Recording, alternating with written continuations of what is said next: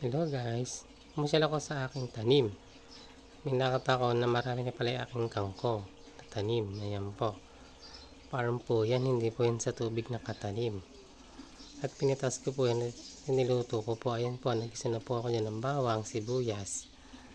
Ayan po, at maglalagay na po ako dyan ng toyo. Ayan. Hinalo ko lang po siya. Ayan po, kailangan natin mekos-mekos. Ayan po.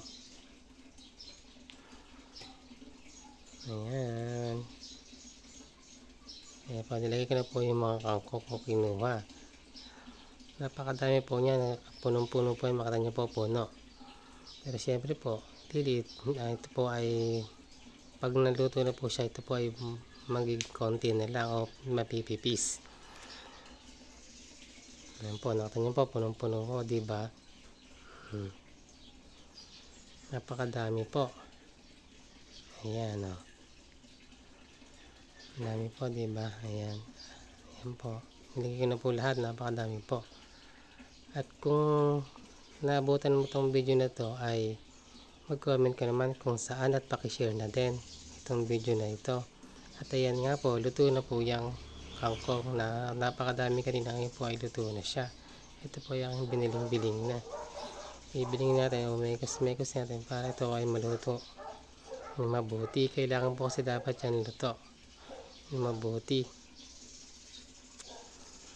Ayan po.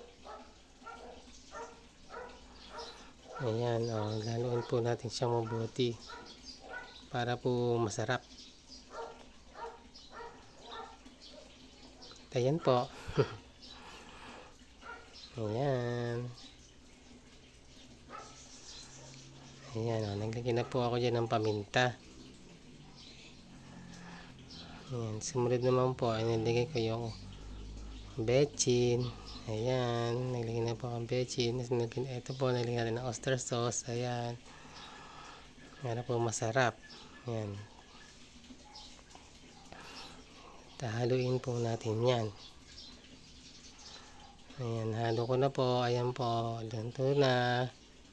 At ayan po, naiperito ko na po kanina yung tokwa. Ayan po, at dito po itatakpat lang natin at dito po ay mamaya luto na. Pwede na po tayong kumain. Tara na po. Ayan. O, ano pang hinihintay nyo? Ayan, luto na siya. Salamat po sa panonood. Thank you for watching. Bye bye, I love you.